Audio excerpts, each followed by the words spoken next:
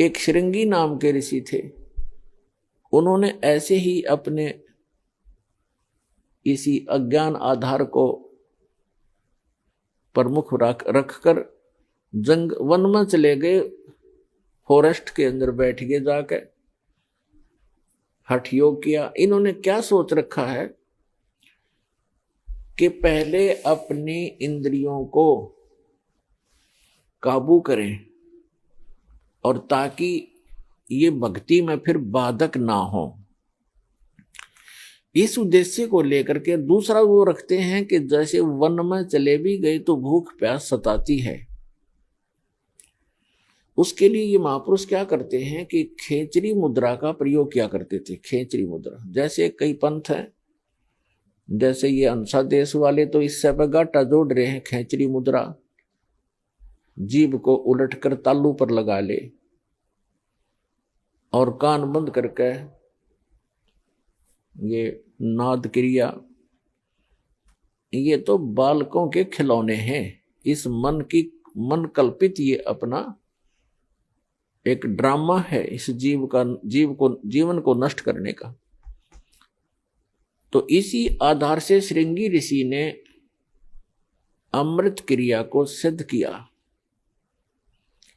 जैसा कि ये संत बताते हैं, ये तो इनको तो कख भी पता नहीं अमृत क्रिया क्या होती है। तालू का जीभ लगा लो ऐसे मोड़ कर, और कहते हैं फिर तालू से अमृत टपकेगा। ये तो लाड़ टपके हैं, अमृत थोड़ा टपकेगा इससे। बकवाद करें। ये एक ऐसी क्रिया है जैसे जीभा को वापस मोड़ेंगे और तालू के लगाने की हम चेष्टा करेंगे तो हमारी नाड़ियां कसती हैं जो जीभा से और मस्तिष्क से संबंधित है।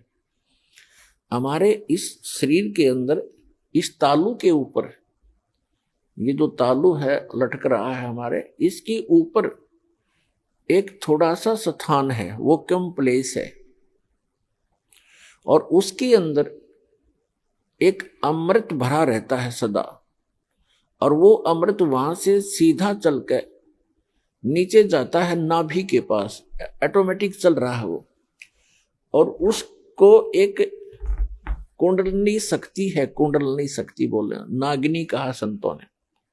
उसकी दो जिह्वा हैं सर्प जैसी, और वो उस अमृत को वो पीती रहती है, शरीर में नहीं जा पाता, वो चूस करके नष्ट कर देती है। उसके अंदर एक ऐसी क्रिया है। तो फिर क्या होता है, जब हम श्वास क्रिया को अभ्यास करते हैं श्वास का, और वो श्वास के साथ ऐसे खड़ी है, ऐसे उसका नाभि के जहां वो अमृत टपकता है ऊपर से जाकर नाभि के पास, उसका मुंह बिल्कुल उसके ऊपर है ऐसे। और जब हम श्वास क्रिया का अभ्यास करेंगे, उस श्वास क्रिया से उसका मुंह ऐसे नीचे को हो जाएगा, और फिर वो अमृत जो है पूरे शरीर में जाना शुरू हो जाएगा। श्वास क्रिया से तो उसका मुंह टेढ़ा होगा, ऐसे नहीं रहेगा ऊपर को, वो ऐसे मुड़ जाएगा नीचे को। जो ऐसे टपक रहा था अमृत, उसको वो खा रही थी, फिर वो ऐसे हो जाएगी, उस पे उसके मुंह पे नहीं जाएगा। ये तो श्वास क्रिया का लाभ मिलेगा। और फिर जो हम तालू पर जिह्वा लगाने की चेष्टा करते हैं, उससे क्या होगा कि हमारा जो ऊपर इस तालू के ऊपर एक स्थान है जहां पर ये अमृत भरा रहता है, लिक्विड सा है ये, इसके उसके नीचे वो एक जैसे इसको अर्ध छोटा सा बेर होता है, बेर का फल, बेरी का फल, उसको आधा काट दे, साफ कर दे, इतना सा है वो, ऐसे आधा कटा हुआ। और उसके बिल्कुल नीचे एक वाल है, वाल, और उसके ऊपर एक छोटी सी नाड़ी टिकी हुई है जो उस वाल के सुराख को रोक रही है। तो उस अभ्यास करने से एक तो उसकी वो नीचे को हो जाएगी, नागनी श्वास के जो श्वास क्रिया से तो नागनी का फन नीचे को हो जाएगा, और फिर वो नीचे जाना शुरू होगा। और जिस रास्ते से फिर वो जाएगा वो उस नागनी के हाथ नहीं लगेगा, वो पूरा शरीर में व्याप्त हो जाएगा। एक स्वाभाविक ओवरफ्लो होकर के वो छोटा सा जो आधे बेर का जितना स्थान समझो खाली, ओवरफ्लो होकर जब जाता है तब वो नागनी के मुंह पर गिरता रहता है। तो अब वो चाहे उस सुराख से जाएगा और चाहे वैसे ऊपर के ओवरफ्लो होकर जाएगा, तो उस कुंडलनी जो नागनी है उसके नाभि के चारों तरफ, नाभि के पास हमारी सभी पूरे शरीर की नाड़ियां इकट्ठी हो जाती हैं। उनका एक ऐसा बंध है वहां पर, उसके ऊपर वो ऐसे लपेटी हुई है जैसे आपने देखा हो वृक्ष के ऊपर बेल होती है पीली सी, तो ऐसे वो लपेटा लगाए रहती है, उसको नाड़ियों में नहीं जाने देती और ऊपर से जो आता उसको स्वयं चूस लेती है। तो फिर वो नाड़ियों की जकड़ ढीली कर देती है, वो अपने आप मुरझा जाती है, क्योंकि उसको श्वास की क्रिया से वो बंद हो जाती है।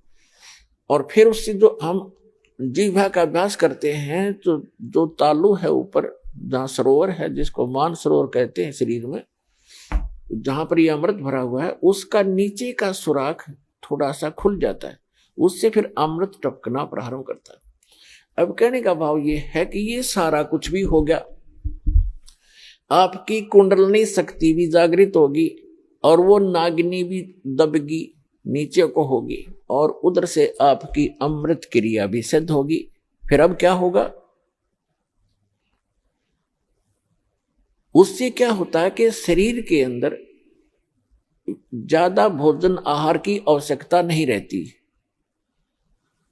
शरीर बगैर खाए भी वर्षों तक रह सकता है, और भक्ति से ही मिली नहीं तो 1-1 लाख वर्ष तक बैठ कर चले गए, फिर गधे की योनि पाई।